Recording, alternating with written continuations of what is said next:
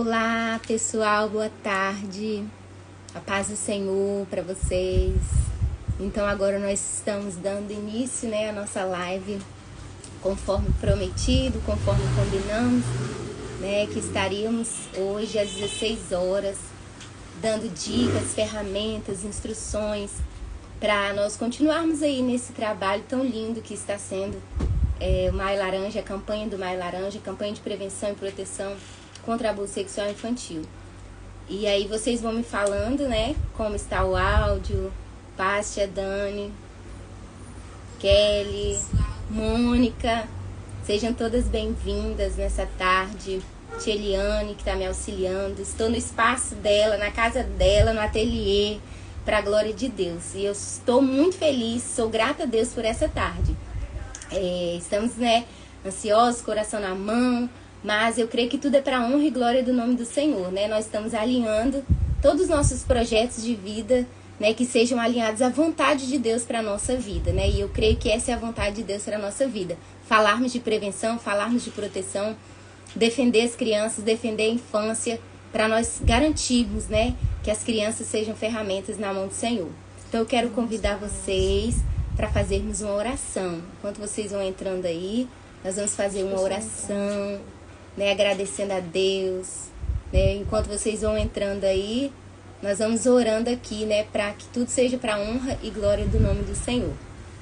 Para que o nome do Senhor seja glorificado, para que realmente, não seja uma live qualquer, mas que o objetivo que Deus tem para nós hoje possa ser alcançado, que é falarmos de proteção, de prevenção, proteger a infância, defender a infância, cuidar mesmo das nossas crianças, como a gente sempre fala. Criança não é o futuro da igreja, elas já são a igreja do Senhor. Então, por isso que a gente precisa fazer algo agora, Proteger elas agora, defender a infância agora, evangelizar elas agora. Então, nós vamos orar agradecendo a Deus. Tia Rose, seja bem-vinda. Muito obrigada por vocês estarem aqui. Muito obrigada por me apoiarem, por me ajudarem. Muito obrigada por acreditarem no meu chamado, Tia Carla, seja bem-vinda. Deus abençoe.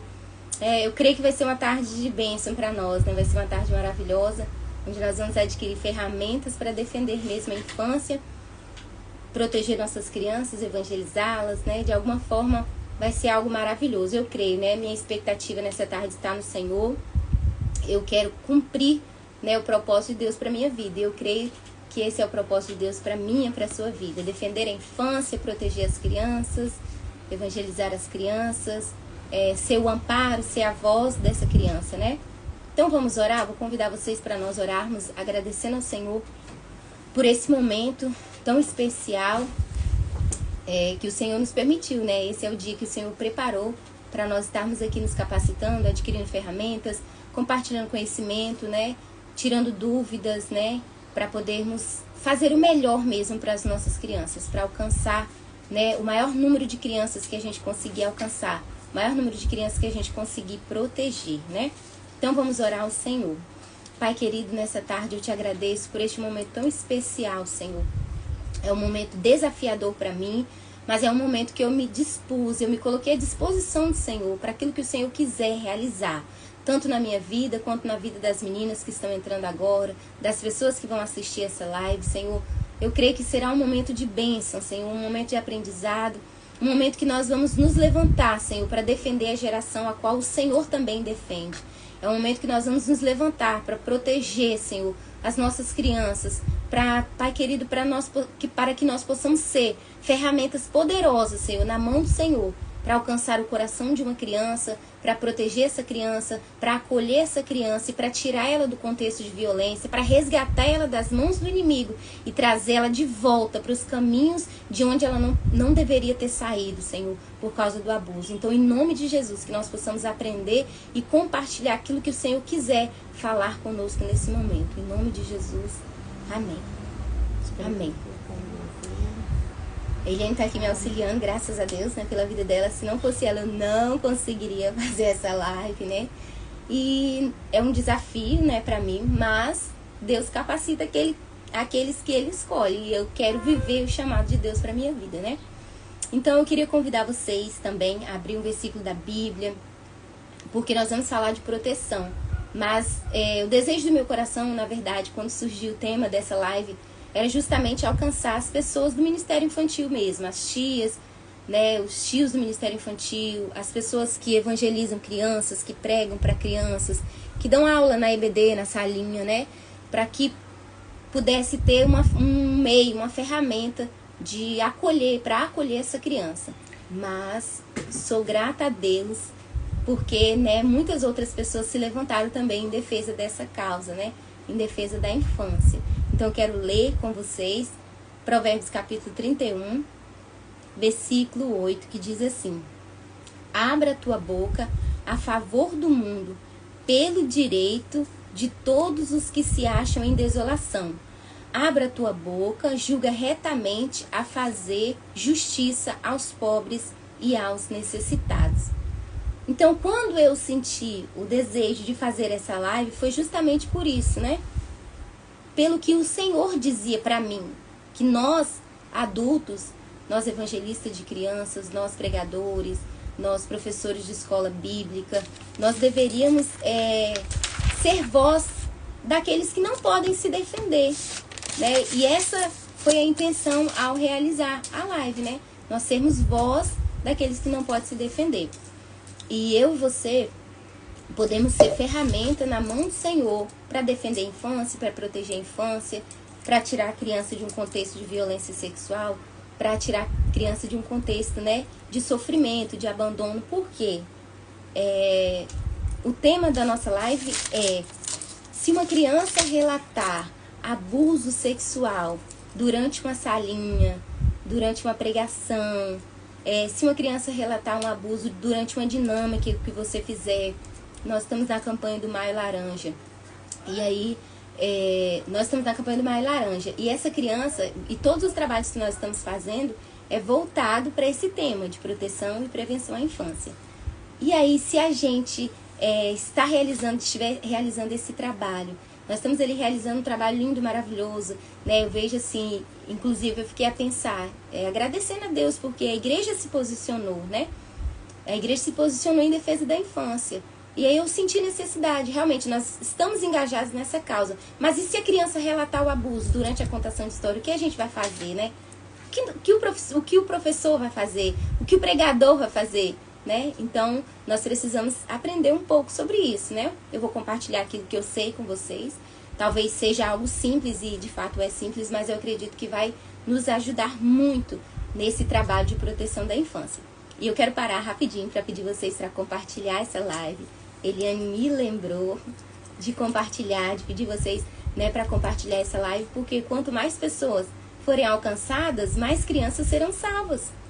Quanto mais essa live andar, né, quanto mais esse conteúdo ser espalhado, mais pessoas vão ouvir essa mensagem, vão saber como defender a infância, como proteger, vão se sentir motivadas a realizar esse trabalho na igreja também, porque algumas pessoas têm medo de realizar o trabalho de proteção à infância na igreja, medo do que falar, né?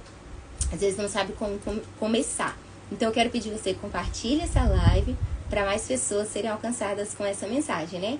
Porque durante o momento da ministração, da palavra, do louvor, da dinâmica, se uma criança relatar o abuso sexual, se ela levantar a mãozinha durante a sua pregação, se lá na salinha ela levantar e falar: tia, alguém fez isso comigo, tia, o amigo da minha mãe tocou nas minhas partes íntimas, tia, o meu pai fez isso, o que o professor, o que você, né, o que nós vamos fazer, como nós vamos reagir a uma fala de uma criança durante a campanha?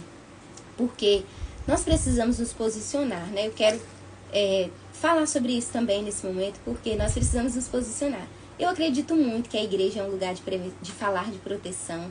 Eu acredito que a igreja é um lugar de falar de proteção, de prevenção ao abuso sexual. Eu tenho certeza que a igreja é um lugar, porque se a Bíblia diz que nós precisamos nos levantar em defesa de quem não tem voz, de quem não tem fala, é por um propósito, né? Porque o Senhor, Ele requer de nós esse compromisso de defender a infância. Quando Jesus falou para os discípulos, né?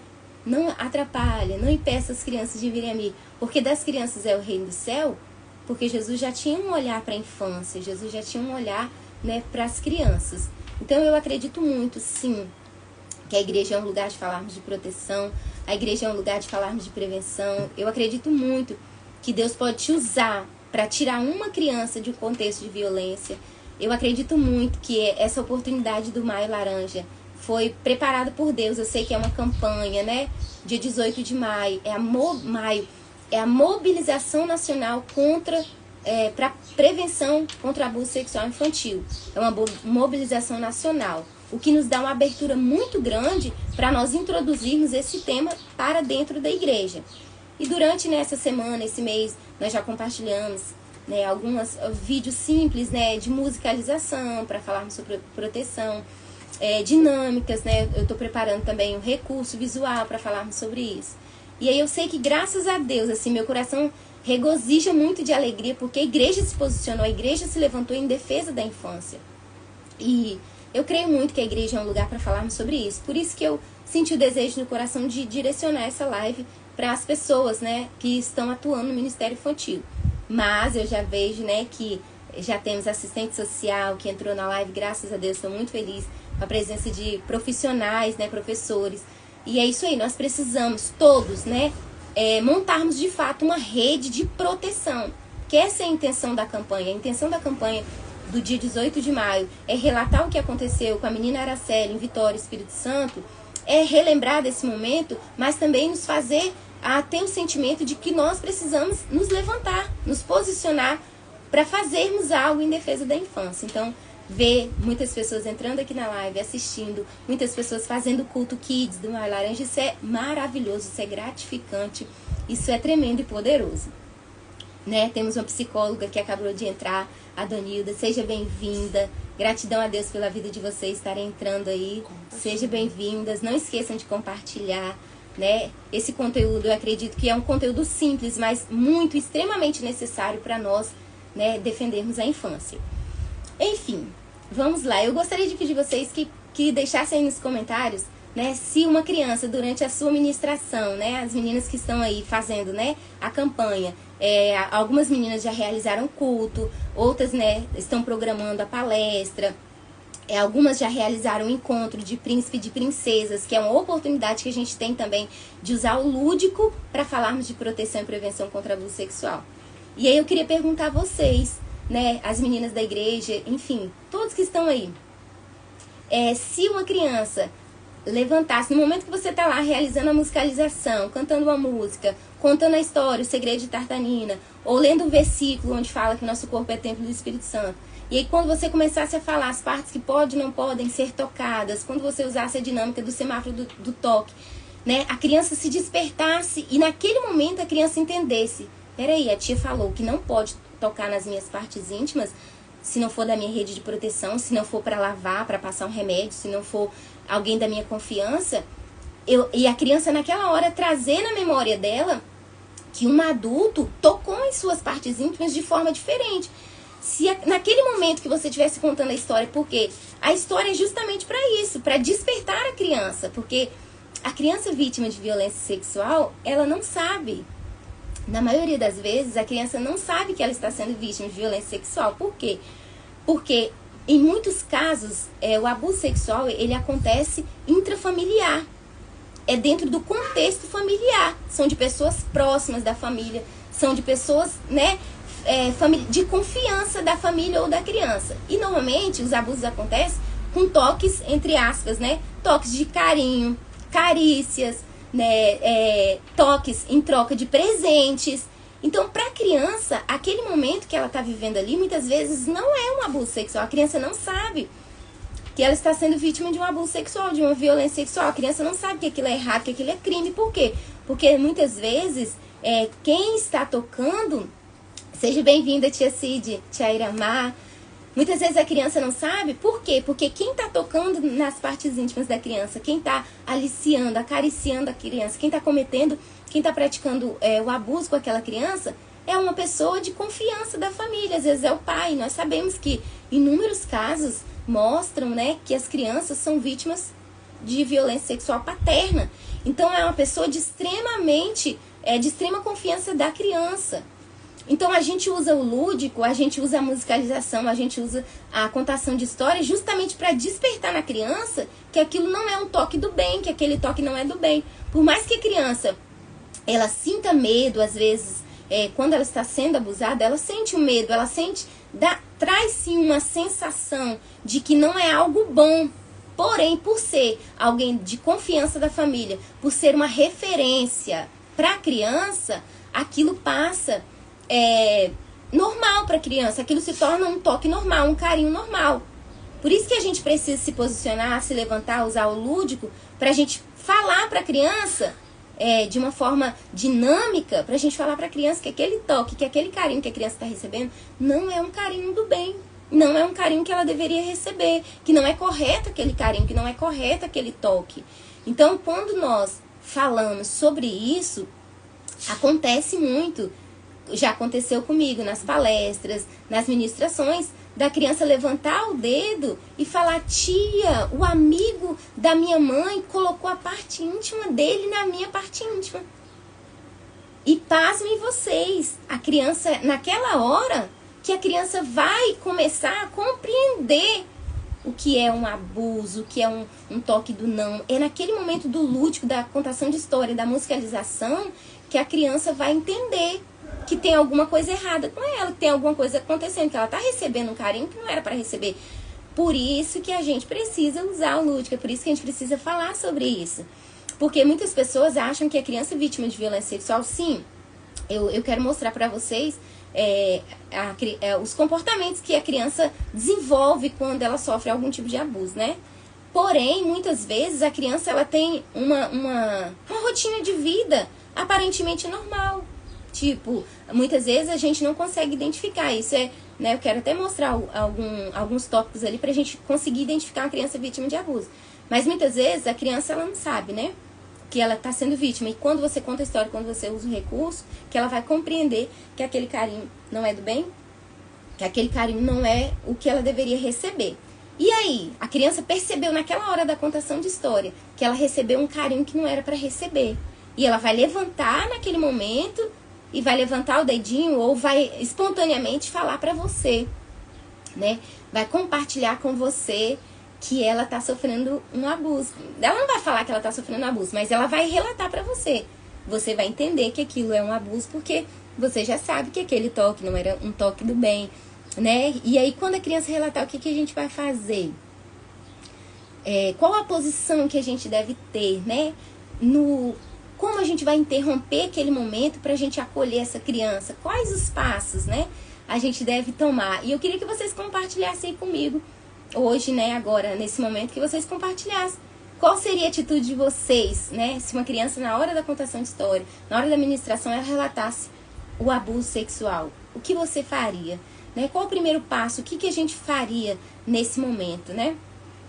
Por que o Senhor colocou isso no meu coração para poder compartilhar com vocês? Por quê? Uma frase que eu venho, né, deixando claro diariamente aí nas minhas redes sociais, nos lugares que eu tenho passado, eu tenho deixado essa frase bem clara, né, que se uma criança foi vítima de violência sexual, se uma criança foi vítima de abuso, é porque a igreja falhou.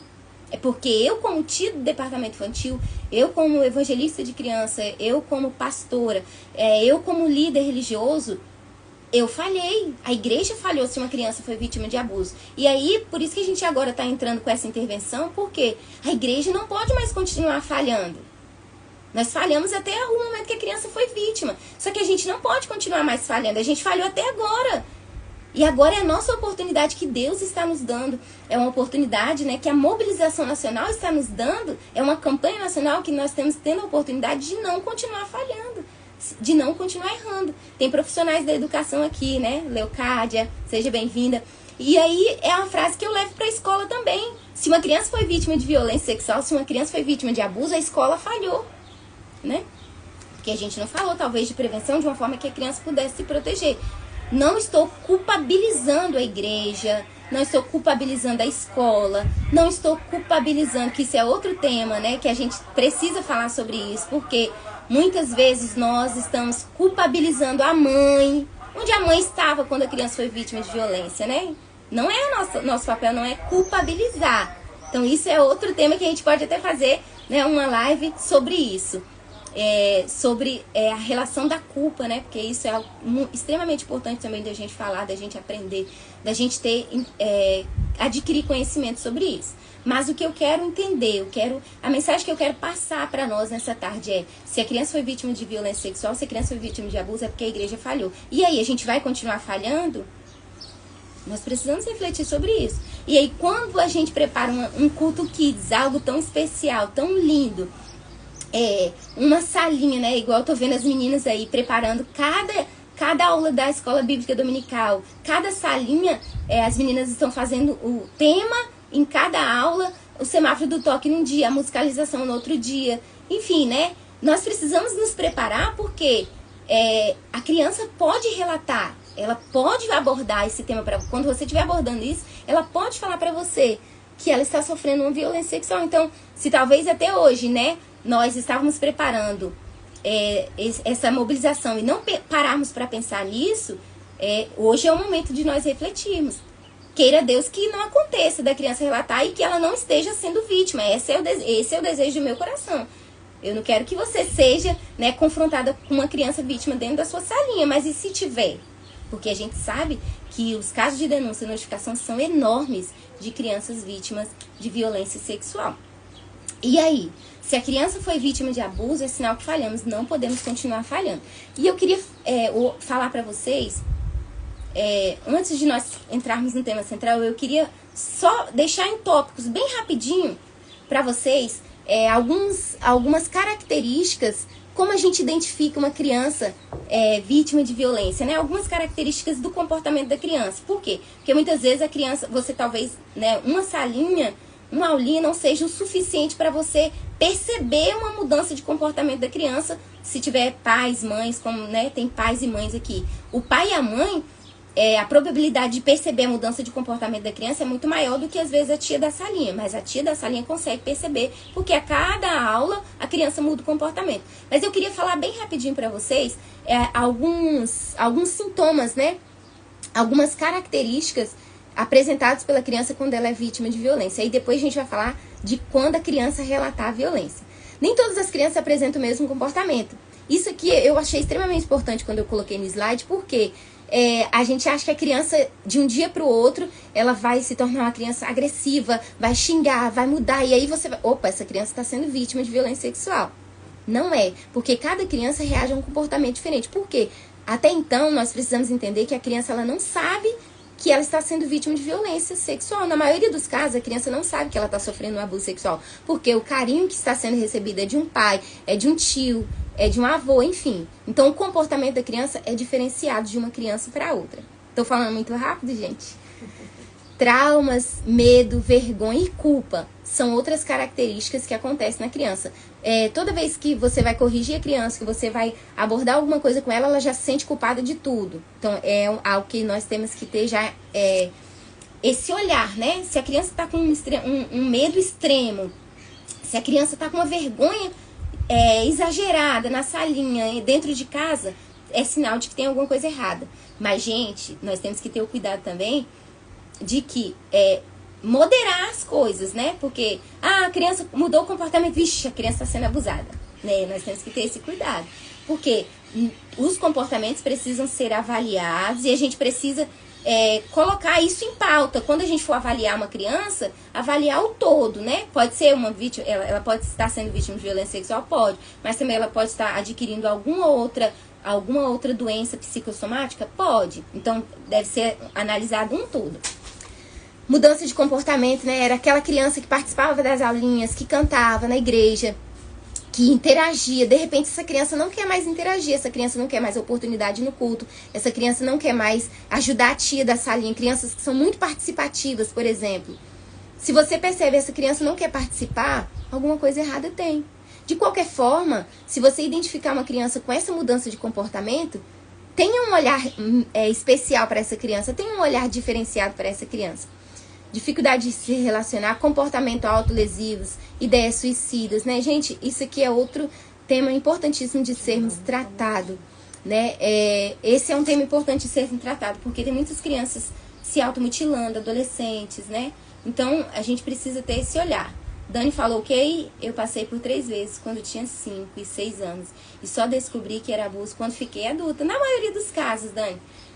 Tia Dani, na maioria dos casos a gente só identifica. Por isso que a gente está fazendo essa intervenção agora. Por isso que a gente está entrando na infância. Por isso que o Senhor está nos levando para entrar na infância. Por quê? Porque, por exemplo, eu fui, talvez muitas pessoas não sabem, mas eu fui vítima de violência sexual paterna, né? E aí eu não sabia porque o carinho do meu pai. Jamais a criança vai identificar que aquilo é um abuso e a criança vai ter uma vida aparentemente normal. Vai ter uma vida aparentemente dentro da medida de vida dela, dentro dos parâmetros de vida dela. Quando é que vai surgir os sintomas dos traumas, muitas vezes, né? Muitas vezes os sintomas não aparecem na infância, aparece. Mas a gente acaba não tendo esse olhar nos sintomas. Na adultidade. Na adultidade é que a gente vai... isso vai aflorar dentro de nós. Quando a gente perceber a nossa dificuldade de socialização. Quando a gente casa, principalmente as pessoas quando se casam. Quando a gente se casa, que no meu caso foi justamente no casamento que aflorou todos os sintomas, né? Todos os traumas, floresceu ali. Por quê? Porque é na adultidade que as coisas vão fazer sentido, que eu vou entender o que é um abuso sexual. Aí quando eu tenho dificuldade de me relacionar com as pessoas, quando eu tenho dificuldade de abraçar as pessoas, quando eu tenho dificuldade no carinho, quando eu tenho dificuldade no toque do meu cônjuge, quando eu tenho dificuldades, enfim, várias dificuldades mesmo, que vão aflorando dentro de nós. Nós vamos percebendo os sintomas, né, dos traumas causados pelo abuso sexual na adultidade, essa socialização que a gente tem dificuldade, a dificuldade de compartilhar carinho, de receber carinho. Muitas mulheres aqui são casadas, estão aqui na live. No casamento, a gente percebe isso na relação sexual, que aí a gente vai entender que nós sofremos o abuso, aí que a gente vai entender que aquele carinho não era um carinho positivo. Enfim, os traumas vão acontecendo, a gente vai carregando esse trauma por várias idades, né? Por vários anos a gente vai carregando esses traumas. Porque, na verdade, outra coisa importante da gente compartilhar aqui nessa live é que quando a criança é vítima de violência, ela não deixa de amar o pai e a mãe, muitas vezes ela deixa de amar a si própria. Ela tem nojo, ela tem dificuldade em se relacionar consigo mesma, de ter o carinho e amor por si própria, a autoestima, né? São sintomas que a gente vai vendo, que vai florescendo, né? Vai aflorando na adultidade. E aí que a gente vai percebendo a dor do abuso, os sintomas mesmo, né? Os traumas que o abuso foi causado, trouxe para a nossa vida, para a nossa adultidade. É por isso que Deus está nos levantando agora. Por isso que o Senhor me levantou, mesmo com pouca capacidade, pouco conhecimento, mesmo com poucos recursos. Mas o Senhor nos levanta agora, por quê? Porque se a gente agora, eu e você, fazer essa intervenção dentro da igreja, fazer essa intervenção dentro do consultório, se eu e você fazer essa intervenção agora na vida de uma criança, essa criança vai ter a probabilidade de ter uma vida saudável e feliz de uma forma especial, extremamente incrível. Porque se a gente, né, as pessoas aqui, né, que compartilharam que foram vítimas de violência sexual, foram vítimas de abuso sexual, eu acredito que possa fazer sentido para vocês isso que eu vou dizer. Se a gente tivesse tido, nós, as vítimas de violência sexual, tivesse tido essa intervenção há muitos anos atrás, por exemplo, eu estaria, como igreja, né? Vou trazer como igreja. Eu estaria vivendo o propósito de Deus para minha vida há muitos anos atrás. Eu estaria caminhando em direção à promessa de Deus para minha vida há muito tempo atrás. Eu já estava em lugares onde Deus falou que ia me levar há muitos anos atrás. Mas por quê? Por causa dos traumas do abuso sexual que foram causados na minha infância, na sua infância, criaram barreiras para que a gente não caminhasse em direção ao chamado de Deus para a nossa vida. E é por isso que hoje eu quero falar para vocês. Eu acredito sim que nós somos igreja, que nós somos ministros do evangelho, nós somos pregadores de crianças, nós somos defensores da infância, que nós temos essa responsabilidade sim de falar sobre prevenção ao abuso. Nós temos essa responsabilidade sim dentro da igreja de falar sobre proteção, que a igreja é um lugar de falar sobre proteção. Por quê? Porque uma criança vítima de violência sexual, uma criança vítima de abuso, ela vai ser interrompida de viver o plano de Deus para a vida dela. Uma criança que é vítima de violência sexual, onde a igreja falhou por não ter salvado essa criança de se tornar uma vítima de abuso sexual, essa criança vai demorar quantos anos para ela se tornar um missionário? Porque por causa dos traumas do abuso, ela vai ter dificuldade de se relacionar com as pessoas, ela vai ter dificuldade de pregar a palavra, ela vai ter dificuldade de amar a Deus, ela vai ter dificuldade de compreender esse tão grande amor de Deus que as tias pregam. Por quê? Porque onde Deus estava quando eu sofri o abuso, a criança vai perguntar isso para ela. A criança vai perguntar isso, ela vai frequentar a salinha, ela vai frequentar o culto sendo vítima de abuso, mas ela não vai conseguir absorver esse tão grande amor de Deus que nós ministramos. A criança vítima de abuso, ela tem a sua fé abalada, ela tem a sua fé atingida, por isso que a igreja precisa se levantar, por isso que as tias, os tios, os professores, os pastores, nós precisamos nos levantar para defender a infância, nós precisamos defender a criança vítima de violência. Nós precisamos, por quê? Porque o abuso sexual é uma estratégia diabólica, é uma estratégia do inimigo. Do mesmo jeito que tantas outras ferramentas que o diabo usou para interromper a infância, para interromper o chamado de Deus na vida de um adulto também, o abuso sexual é uma estratégia do adversário. Por quê? E olha lá que eu vou me arriscar a dizer para você que é uma estratégia tão poderosa contra a infância, contra o chamado de Deus na vida dessa criança, porque o inimigo sabe que uma criança que foi violentada sexualmente, que uma criança vítima de abuso sexual, uma criança dentro da igreja, porque a gente precisa falar isso da igreja, porque muitas vezes os líderes religiosos são abusadores. Talvez é um tema polêmico, mas cristãos, crentes são abusadores. Pais, pregadores que são abusadores. Pais da igreja que são abusadores. Então, porque o líder religioso tem um poder de influência sobre a vida de uma criança muito grande, e sobre a vida de um adulto também. Porque o líder religioso, na psicologia, ele é considerado, o poder de fala que ele tem, o poder que ele tem sobre uma criança e sobre um adulto, é como se fosse um poder paterno. A palavra de Deus, e o líder religioso tem um peso maior ainda do que um pai, se é que eu posso dizer assim. Por quê? Porque ele fala em nome de Deus. Porque ele usa o nome de Deus. Então o poder de influência que ele tem é muito maior sobre a vida de uma criança, sobre a vida de um adulto. É por isso que a igreja precisa falar sobre prevenção. A igreja precisa se mobilizar. Nós precisamos defender a infância. Nós precisamos intervir, nós precisamos fazer essa intervenção. Nós precisamos nos levantar como um exército de Deus para tirar essa criança do contexto de violência e colocar ela para viver o propósito de Deus para a vida dela. Nós precisamos fazer a intervenção para tirar ela do lugar de vítima e fazer com que ela entre no caminho do cumprimento da promessa de Deus, porque ela vai se tornar um adulto, né? Ela vai se tornar um adulto, e quando ela se tornar um adulto, ela vai viver o chamado de Deus, né? Eu fui chamada por Deus desde o ventre, né? Desde a barriga da minha mãe. E muitas pessoas que estão aqui também foram chamadas por Deus desde o ventre. Mas quanto tempo que a gente perde de viver o chamado, de viver o propósito? Por quê? Por causa da intervenção do abuso sexual.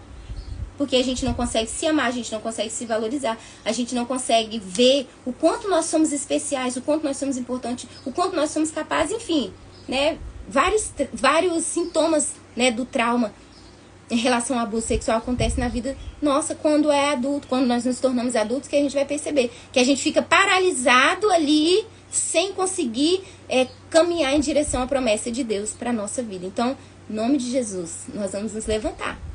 Ou melhor, em nome de Jesus, nós já nos levantamos.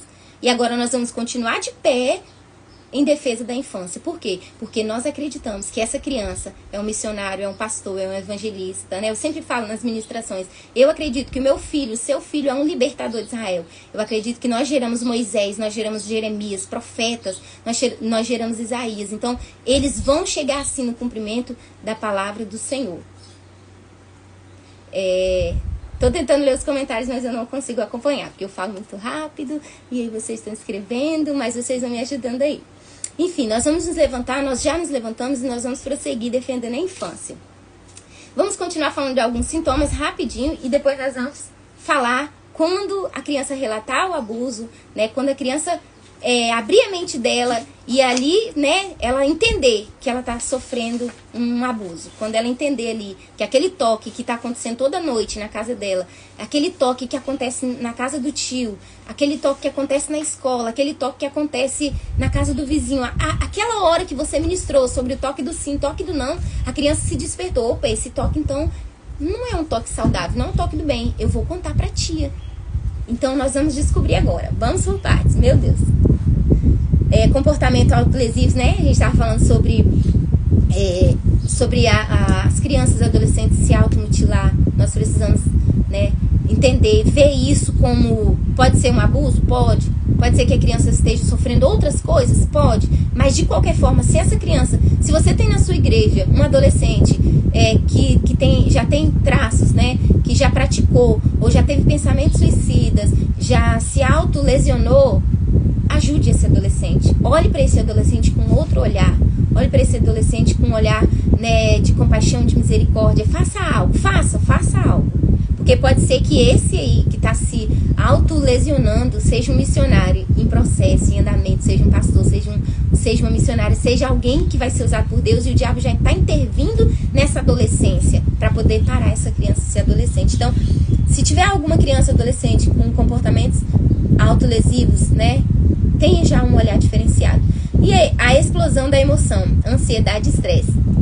Hoje em dia, o número de crianças com ansiedade e estresse é exorbitante, né? A gente precisa ter esse olhar. Aí, o que acontece? Na verdade, a intenção nós já estamos tendo um olhar diferenciado para as crianças em relação à ansiedade, em relação à depressão infantil. Mas muitas vezes a gente nem passa na nossa cabeça que essa criança está com crise de ansiedade, que essa criança está com depressão porque ela está sendo abusada. Às vezes a gente nem passa isso na nossa mente. Então hoje eu quero justamente isso. Para que nós possamos trazer isso. Pode ser também o abuso. A criança pode estar sendo vítima de abuso. Está com crise de ansiedade, está com estresse, com ansiedade, com depressão. Pode ser que a criança esteja sendo vítima de abuso. E ela não sabe, mas ela só sabe que o sintoma está aflorando na vida dela. Ela só mudou o comportamento porque é uma forma que ela precisa pedir ajuda, porque ela não sabe do que está acontecendo. Ela não sabe relatar muitas vezes, né? Cid perguntou, o que devemos fazer quando a criança conta isso? Calma, por partes, peraí. Vamos falar do comportamento para a gente identificar uma criança vítima de abuso. E aí a gente vai finalizar falando sobre isso aí, que é o tema da nossa live. Outra coisa que eu coloquei aqui, um comportamento que a gente percebe na criança, que pode ser que essa criança está sendo vítima de abuso sexual, é o comportamento sexualizado. A gente sabe que isso é uma coisa preocupante, quando a criança está se tocando muito, que a criança toca, às vezes a gente percebe a criança várias vezes tocando na sua parte íntima. Às vezes acontece com os meninos, né? Tocando muito tempo, né, nas partes íntimas. E aí? Tem que olhar para essa criança, porque os estudos mostram que a criança vai realizar esse toque sim, né? Só que a faixa etária da criança vai revelar. Pela faixa etária a gente vai saber se esse comportamento está dentro do padrão esperado pela formação cerebral dela, pela formação da sexualidade dela. A gente vai entender se esse comportamento sexualizado dela está dentro do padrão esperado. Um toque de descoberta da sua parte íntima, de descoberta que aquele toque, que aquela partezinha do seu corpo, quando ela é tocada, gera uma sensação, é normal. Porém, quando a gente percebe que isso está acontecendo muitas vezes, quando a gente percebe a erotização, que é outra coisa importantíssima que a gente precisa combater, a erotização infantil, quando a gente percebe questão de musicalização, questão de desenhos, questão de comportamento, questão de vestimenta da menina, do menino, essa erotização infantil, a gente já percebe que tem alguma coisa errada. Se a criança já está tendo um comportamento sexualizado, se a criança está tendo um comportamento erotizado, tem alguma coisa errada, está acontecendo alguma coisa errada, está tendo interferência na formação psicológica e emocional dessa criança. Então a gente precisa olhar. Pode ser que ela está se tocando várias vezes na sua parte íntima porque ela foi vítima de abuso sexual? Pode ser.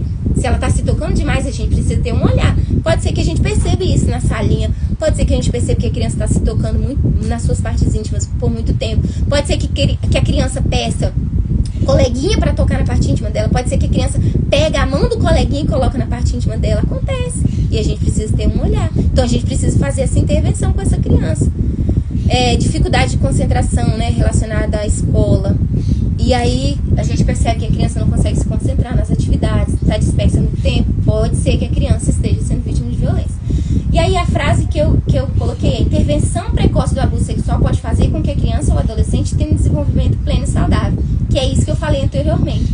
Se agora, na ministração, na salinha, durante a pregação, a gente fizer uma intervenção adequada, nós podemos fazer com que essa criança tenha um desenvolvimento saudável. Nós podemos salvar essa criança.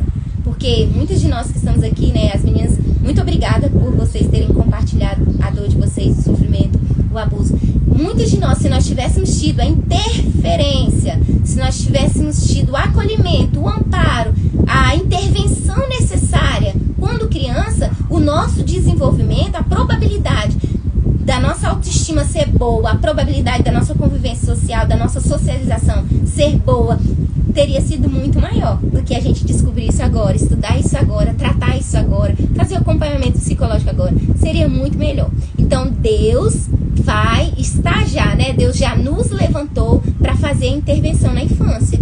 Deus já nos levantou para salvar essa criança.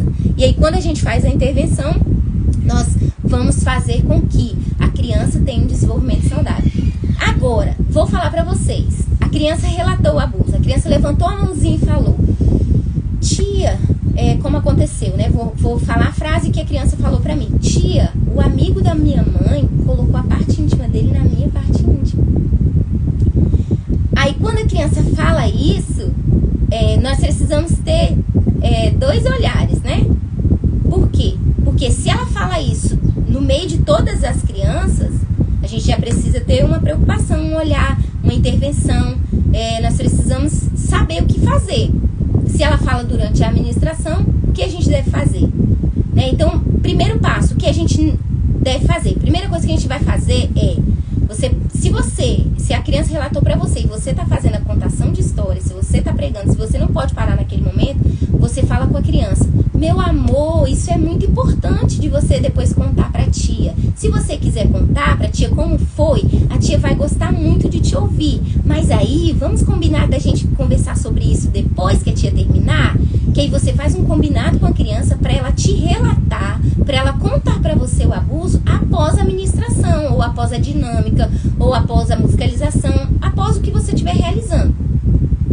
E aí, você precisa ter pessoas, por isso que Deus já falou na palavra, que não é bom que o homem esteja só, né? Tanto em relação à disjuntora, mas quando Deus falou, não é bom que a pessoa ande sozinha. Então, nós precisamos entender que nós não podemos fazer a obra de Deus sozinhos, que nós não podemos servir ao ministério sozinhos, porque sozinhos a gente vai andar 10 metros, mas se a gente for acompanhado, a gente vai andar 20, a gente vai andar 30, a gente vai andar 40. Então, nós precisamos ter uma equipe preparada, a gente precisa ter pessoas ao nosso lado. Por quê? Porque agora, você acabou de fazer a contação de história, outra pessoa vai continuar guardando, protegendo, acolhendo, fazendo ali o que precisa ser feito com as crianças, porque se for no momento que você vai dar um lanche para as crianças, precisa de pessoas continuarem, e você agora vai pegar essa criança com carinho, né, com todo um acolhimento, e vai levar ela para você fazer a escuta dessa criança, porque você precisa fazer a escuta, né, dessa criança. E aí você vai fazer essa escuta não no meio de outras crianças. Por quê? Porque as crianças de lá já ficaram morrendo de curiosidade para saber. As crianças de lá, né, elas já, despertaram também. Elas já se envolveram com o acontecimento. Então você precisa retirar essa criança. Você não vai fazer a escuta dessa criança junto com as outras crianças. Você não vai fazer a escuta dessa criança com um monte de tias na salinha. Você não vai fazer a escuta dessa criança no corredor.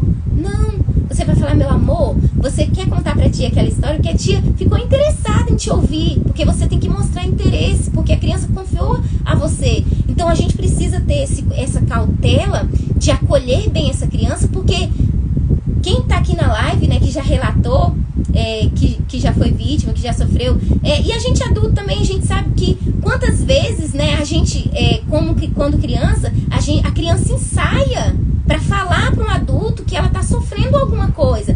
A criança, ela se prepara, isso tá corroendo dentro da criança, esse pensamento repetitivo na mente da criança. Como é que eu vou falar pro adulto? Como é que eu vou falar pro adulto? Quais as palavras que eu vou usar? E se a minha mãe não acreditar? E se a tia não acreditar? E se a tia brigar comigo? E se minha mãe me bater? Porque eu vou contar pra ela que o meu pai tocou na minha parte íntima. Entende? A dificuldade que a criança tem para relatar o abuso. Não está sendo fácil para essa criança. E tem uma frase, né, que diz que a revelação do abuso é um pedido de socorro da criança. Então, a gente precisa ter esse cuidado. Não se espantar na hora que a criança... Lógico que por dentro você vai estar desesperado, você vai estar trêmula, porque é o que aconteceu comigo.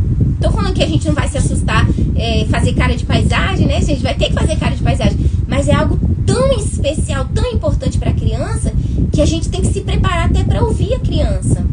Então você vai acolher essa criança, você vai mostrar para essa criança que você se interessou não por curiosidade, mas você se interessou porque aquela criança foi corajosa. Você vai falar para ela: meu amor, obrigada por acreditar na tia e compartilhar com a tia, querer compartilhar com a tia isso que está acontecendo com você. E eu prometo que eu vou te ajudar. Então você vai amparar, você vai acolher essa criança num ambiente.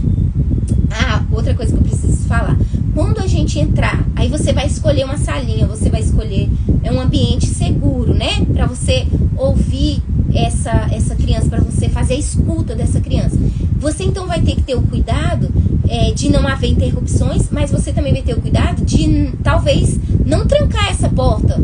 Ou se você fizer isso, que não seja na frente da criança, que seja no momento que ela estiver entrando e olhando para outro canto. Por quê? Porque pode ser que na hora que você trancar a porta, você ficar trancado nessa salinha, nesse cômodo, nessa sala pastoral com essa criança, ela possa ser, né, amedrontada novamente, ela possa se sentir coagida, ela possa se sentir amedrontada novamente. Então você prepara uma tia para ficar lá fora, para que essa tia não permita que alguém te não interrompa, né, a escuta, ou você pode fechar a porta de uma forma que a criança não perceba que você está trancando a porta. Então, esse cuidado nós precisamos ter. Primeira coisa, né, acolher essa criança, mostrar para ela que é importante o que ela vai te contar e que você quer muito ouvir ela, que ela pode confiar em você para contar tudo aquilo que ela precisa contar para você. Então você vai acolher a criança, não fazer cara de assustada. E aí vamos falar também sobre as perguntas, né, que a gente tem que ter o cuidado de que pergunta a gente vai fazer para a criança. Mas vamos por partes. A criança entrou na salinha, você está com ela, você pegou uma cadeira, sente a criança numa outra cadeira, não sente a criança no seu colo. Tia, eu não posso sentar a criança no meu colo? Na maioria das vezes, se a criança vai relatar um abuso, não é o ideal. Por quê? Porque você pode fazer com que a criança se revitimize. A criança pode ser revitimizada. Por quê? Porque o abusador sentava ela no colo e começava a fazer o carinho. Então, porque o toque, né, essa linguagem do toque mexe muito com a criança. Então, não senta a criança no seu colo. Pegue uma cadeira e sente. Na direção da criança, seu olhar com o olhar dela, você vai ficar à altura da criança. E aí a criança vai sentar do seu lado, ou vai sentar de frente para você. E aí, mas eu já vi muitas pessoas abraçarem a criança, por exemplo, né? Ai, meu amor, então chorar com a criança. Ai, meu Deus, que desespero. Não, porque senão a criança não vai conseguir te contar, porque ela vai começar até mesmo a ter crise de ansiedade, ela vai ser revitimizada naquele momento, porque a intenção não é fazer com que a criança relate o abuso com dor, com sofrimento, é para que ela relate o abuso de uma forma natural. Aí a criança sentou e você ficou à altura da criança, ela vai te falar: tia, aí a primeira coisa que normalmente as crianças falam: tia, eu quero te contar, mas é segredo. Na maioria das vezes, quando a criança vai relatar um abuso, ela pede segredo pra você. Por quê? Porque é algo que realmente é muito importante pra criança. A criança estava se preparando a tempo pra falar sobre isso, tipo, aquilo mexe com a criança. E aí você vai prometer segredo pra criança? Não, você não pode prometer segredo pra criança. Você vai dizer: meu amor, a tia só vai guardar o segredo, porque às vezes a criança, você não sabe que a criança vai relatar também, né? Você vai falar: meu amor, o que você vai contar pra tia, pode ser que a tia consiga guardar segredo, mas pode ser que a tia não consiga guardar o segredo. Por quê? Porque talvez a tia vai precisar contar pra outra pessoa. Por quê? Porque a gente vai te ajudar, porque a gente vai proteger você, porque a gente vai te ajudar. Então, talvez eu vou precisar de outra pessoa pra me ajudar a cuidar melhor de você. Então, não prometa o segredo pra criança. Seja sincero, seja verdadeiro pra criança. Por quê? Porque depois a criança nunca mais vai confiar em você. A confiança da criança já está sendo quebrada, porque ela já está tendo o direito violado. Mas não é o ideal que você prometa segredo para a criança. Por quê? Porque o abusador, ele trabalha muito com segredo. Por isso que a gente precisa fazer a dinâmica do segredo bom e do segredo ruim. Por quê? Porque a gente vai bater justamente na tecla o que o abusador faz. Qual é a ação do abusador? O abusador age no toque, o abusador age na linguagem, que é pedindo segredo para a criança. Se você contar que o tio, o pai tá fazendo esse carinho com você, se você contar pra alguém, eu vou matar a sua família. Se você contar pra alguém, eu sei onde seu pai trabalha, eu sei onde sua mãe trabalha, eu vou matar alguém. Entendeu? Então, o segredo é algo que a gente já precisa trabalhar. E o segredo já é uma ferramenta do abusador. Então, a gente não vai se igualar ao abusador, né? Nós não vamos pedir a criança para guardar segredo.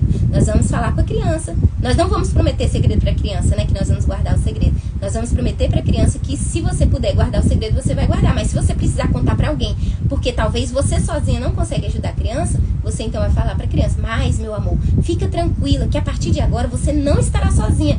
Deixe claro para a criança que agora que ela está te contando isso, que ela está te relatando algo tão importante para ela, a partir de agora você não vai estar mais sozinha, porque ela vai te pedir segredo, porque ela se sente sozinha nessa. Então ela vai dividir com você a dor dela, por isso que ela te pede segredo. Então você vai falar para ela que você não vai guardar segredo, por quê?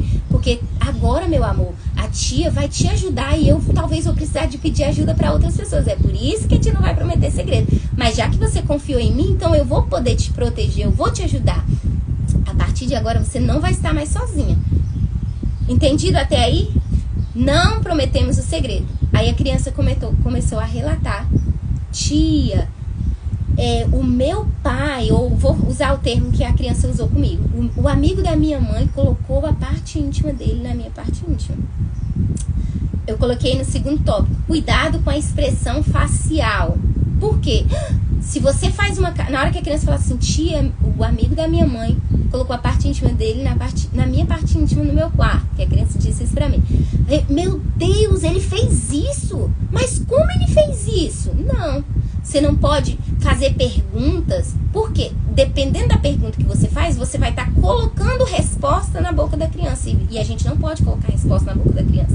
A gente não pode colocar falas na boca da criança. Por isso que o relato, você tem que estar serena, tranquila. Você tem que estar com a sua expressão facial não é de assustada, não é de medo, não é de atemorizado. Por quê? Porque senão na hora a criança trava: meu Deus, a tia já ficou triste, a tia tá chorando, então eu não vou falar mais o que aconteceu não. E aí a criança para o relato, e aí você, além dela parar o relato, você não vai conseguir ajudar ela, porque você não vai ter mais informação.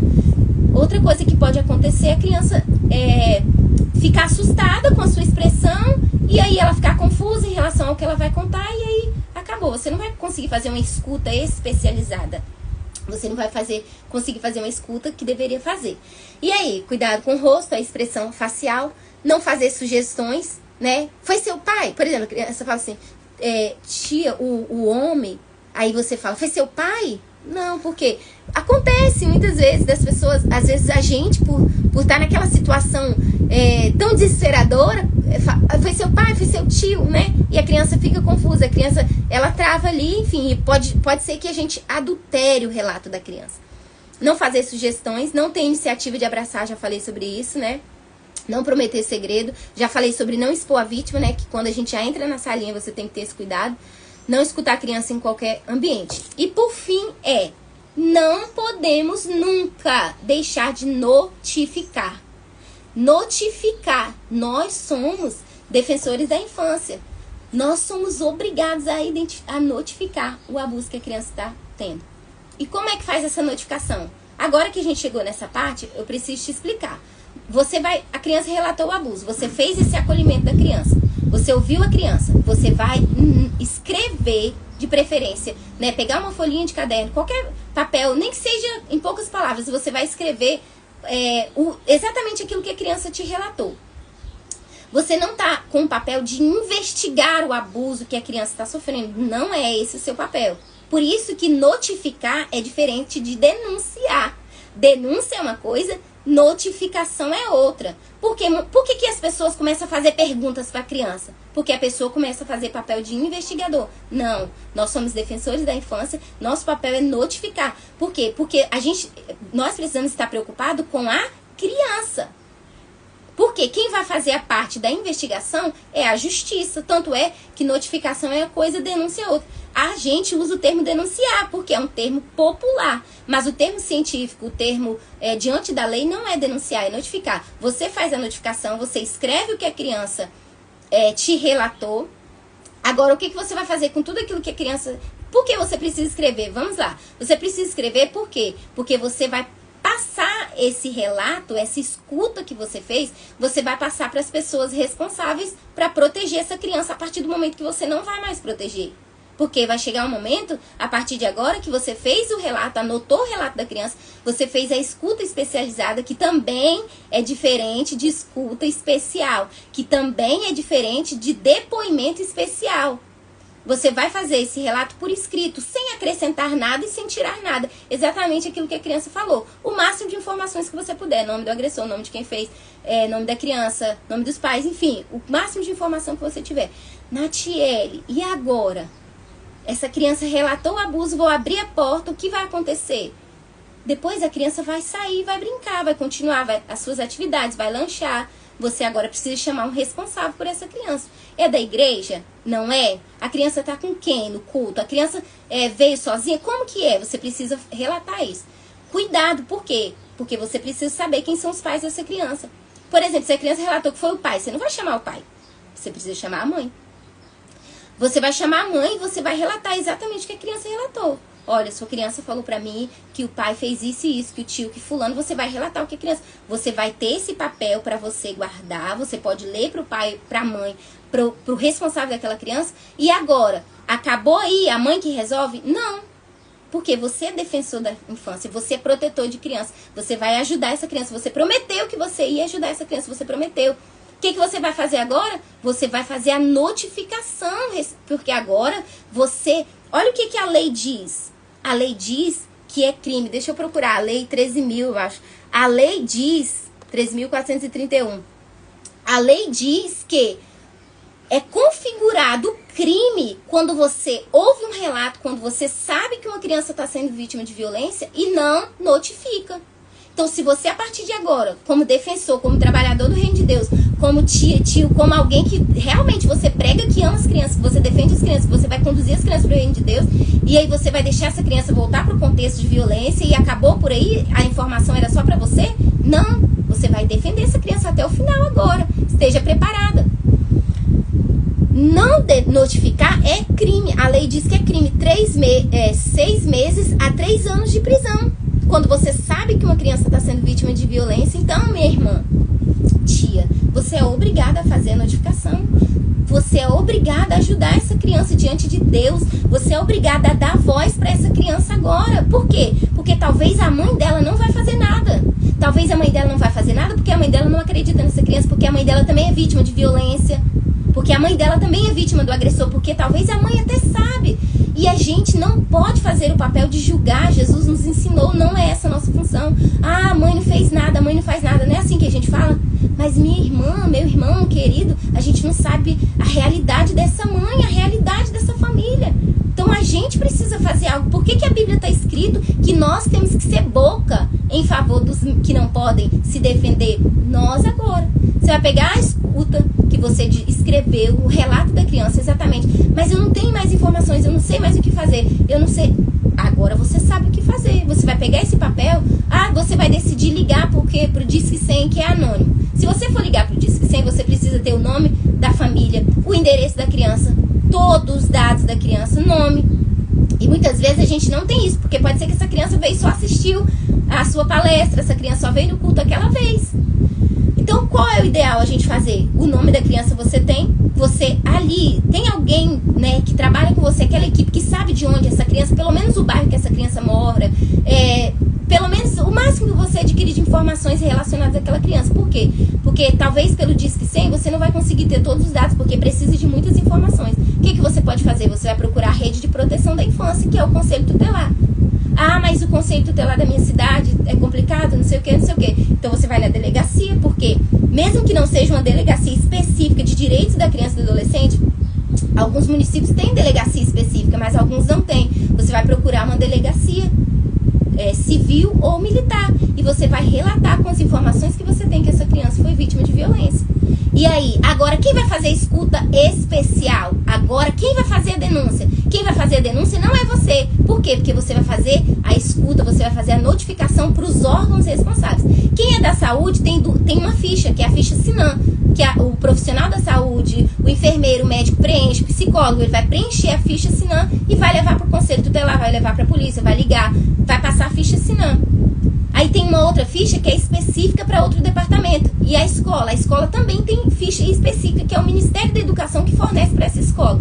Mas eu e você, como líder, como tia, como evangelista, enfim, o que nós vamos fazer? Nós vamos agora fazer a notificação para o Ministério Público, nós vamos fazer a notificação para a rede de proteção, que é o Conselho Tutelar, o Disque 100, a polícia, e agora quem vai fazer a denúncia é a polícia. A polícia vai denunciar para o Ministério Público. O Conselho Tutelar vai denunciar para o Ministério Público. E a partir de agora você vai entregar para Deus em primeiro lugar, porque você vai continuar orando por essa criança, e você vai entregar para o Ministério Público. Você vai entregar para os órgãos competentes que vão fazer a parte deles em relação à defesa da infância. Se você conhece a vítima, se você conhece o agressor, deixa claro para a justiça, deixa claro na sua notificação que a criança vive num contexto de violência, que as pessoas, né, que estão ali, são os agressores, né, são pessoas violentas, a família. Por quê? Porque você precisa deixar isso claro, porque aquela criança vai voltar para o contexto. E aí, quando for... porque a gente tem medo, né? Muitas vezes a gente fala assim, eu não vou fazer a denúncia, a notificação, eu não vou fazer a notificação porque eu tenho medo do que vai acontecer, né? Mas a gente é obrigado a fazer porque a gente vai tirar essa criança do contexto de violência. A gente vai salvar essa criança. Por quê? Porque o Ministério Público vai fazer a intervenção necessária, a psicologia vai entrar, a saúde, a Secretaria de Saúde, a Secretaria de Educação, a rede vai se mobilizar com um olhar especial para essa criança. Então, nós precisamos fazer a notificação. A notificação não é uma escolha, a notificação é uma obrigação. Para terminar, então, nós já falamos, né, sobre os passos que nós devemos ter em relação à criança, o que você deve falar para a criança, o que você não deve falar para a criança, o cuidado de não revitimizar a criança, a ficha, se não, já falei, a ficha CIP é para o Conselho Tutelar. Quando você vai levar, lembrando que a notificação, ela é anônima, você não precisa dar seu nome, não, você só vai chegar no Conselho Tutelar e vai falar, olha, eu vim fazer um relato, eu vim fazer uma notificação de uma criança que me relatou que está sofrendo uma violência. Aí chega lá, quem vai preencher a ficha vai ser a ficha CIP, é o Conselho Tutelar. O sistema da Secretaria de Educação tem uma ficha específica para os profissionais da educação, e a Secretaria de Saúde é responsável pela ficha SINAM, e o Conselho Tutelar vai preencher a ficha. Por que escrever, Natiele? Eu não posso relatar verbalmente? Sim, porque você pode relatar verbalmente, mas quando você escreve, naquele momento, a chance da veracidade do que a criança relatou é maior, porque as informações se perdem na nossa cabeça. A gente pode se confundir uma palavra com a outra, uma frase com a outra. Então é melhor você levar escrito, porque também, quando for acontecer o processo da escuta especial, esse relato seu por escrito já vai salvar essa criança de contar essa história de novo para o Conselho Tutelar. Quando o Conselho Tutelar pega a sua notificação por escrita, que preenche a ficha, a gente está protegendo a criança de sofrer o abuso novamente, psicologicamente, porque ela não vai precisar contar a história para o conselheiro tutelar, sabe? Ela não vai precisar contar a história de novo, porque ela já contou para você, você já entregou a história contada para que o conselho tutelar preencha a ficha SINAP. A notificação outra coisa, a notificação deve ser feita em caso de suspeita ou caso confirmado. A gente tem que fazer, né, a notificação, porque nós precisamos tirar essa criança do contexto de violência. Nós precisamos tirar essa criança do contexto de abuso. E eu acredito que eu passei para vocês, né, tudo aquilo que estava no meu coração, compartilhei com vocês, né, aquilo que estava ardendo no meu coração, porque tem muitas pessoas que sabem de crianças sendo vítimas, tem muitas pessoas que sabem que a criança está sofrendo e não faz nada, só escuta a criança e ora pela criança, fala com a mãe e acabou ali. Não, vamos até o final, vamos tirar essa criança desse contexto de violência, vamos salvar essa princesa, vamos salvar esse príncipe. Para quê? Para que ele chegue exatamente no lugar que Deus planejou para ele. Eu falo essa frase como vítima de violência, porque eu poderia sim estar vivendo o propósito de Deus de uma forma diferente. Eu sei que os planos de Deus são diferentes dos nossos, mas quanta coisa que a gente poderia ter alcançado se alguém como você tivesse feito a intervenção na minha infância e na infância de muitos adultos que estão aqui na live, teria sido totalmente diferente. Os sintomas, os traumas, a nossa luta, né, para compreender esse monte de perguntas que ficam na cabeça de uma vítima de violência sexual, muitas perguntas. Se tivesse alguém como você defensor da infância, protetor da infância, tivesse feito a interferência na minha infância e na infância de muitos adultos que estão aqui na live, tudo teria sido diferente. Então, em nome de Jesus, receba nessa tarde ferramentas, receba coragem, receba estrutura da parte de Deus para você acolher essa criança, para você defender essa criança e para você salvar essa criança da violência sexual. Eu quero orar agradecendo a Deus, quero fazer uma oração de agradecimento a Deus e agradecer muito de coração por vocês, meninos, que ficaram até o final. Eu falo um monte de coisa, né? Eu falo rápido, falo embolado, falo, e vocês ficaram aí me ouvindo até o final. Muito obrigada de todo o coração. Se precisarem de mim, né? Muitas, né, têm o meu WhatsApp, muitas têm o Instagram. Eu estou aqui para servir. O meu propósito é defender a infância, principalmente dentro da igreja. Nós temos que levar projetos de prevenção, de proteção para dentro da igreja. A igreja é uma voz poderosa e a igreja é uma ferramenta, você é uma ferramenta poderosa para salvar as crianças. Então eu quero agradecer, tia Eliane, muito obrigada, né, por ter me ajudado. Nem vou falar que ela me emprestou até a roupa dela, que eu não vesti minha jardineira. Eu falo mesmo. E aí, né, o ateliê dela, né, que tá aqui fazendo um monte de recurso para a glória de Deus. Então, muito obrigada, tia Eliane. Deus abençoe todas as meninas que assistiram, que participaram. Deus abençoe a sua vida. Muito obrigada mesmo, de coração. Pai querido, eu oro agradecendo ao Senhor por essa hora especial, esses minutos, né, esse momento tão especial que foi essa live. Para mim foi importante, Senhor, porque eu acabei de crescer, eu acabei de entrar, tomar uma posição mesmo do chamado do Senhor para minha vida. Eu estou muito feliz e eu sou grata ao Senhor por essa live. Sou grata ao Senhor por estar quebrando protocolos, barreiras. Estou vencendo hoje à tarde, Senhor, traumas, Pai querido, para a glória do seu nome. Eu estou aqui ao dispor do seu reino. Pode contar comigo. Eis-me aqui, Senhor, para mais lives como essa, para cultos, para palestras. Estou aqui a serviço do teu reino. Em nome de Jesus, eu quero orar pela minha irmã, pelo meu irmão que assistiu, ouviu essa live. E que também, Senhor, possa receber nessa tarde ferramentas para que ele possa viver o chamado do Senhor para a vida dele, o propósito do Senhor, porque vai além, Senhor, vai além só do nosso querer. Eu sei que é algo muito espiritual envolvido nessa causa, Senhor. Então, em nome de Jesus, abençoa essa tia, esse tio, para ela fazer essa escuta, para ela saber o que fazer, para ela tomar posição, Senhor, de realmente defensor da infância, protetor das crianças, para que essa criança, esse missionário, esse pastor que está em formação, Senhor, não perca o caminho, para que essa criança que foi vítima, Senhor, não perca o amor, não perca a fé pelo Senhor. Em nome de Jesus, usa-nos, usa-me, usa essa tia, usa esse tio, usa, Senhor, toda a sua igreja para defender a infância. Em nome de Jesus, amém e amém. Muito obrigada a todos, fiquem com Deus, a paz do Senhor e até a próxima, né? Aparece, Eliane, aparece, deixa ela aparecer. Já tá ali falando, dando os comandos. Como é que eu compartilho agora salva a live? Gente, tem que compartilhar muito essas lives, porque é muito importante, né? Glória Coisa a Deus. linda. Deus abençoe, Tia Nath, grandemente. É um prazer estar aqui. Amém. Amém. Salva a live, como que salva? Vamos salvar agora. Eu não sei nem mexer direito. Tem certeza? Tem certeza? Não ficou igual pra Isa falou, não. Então volta. Como é que salva a live, gente? Ajuda aí. É aqui em cima mesmo.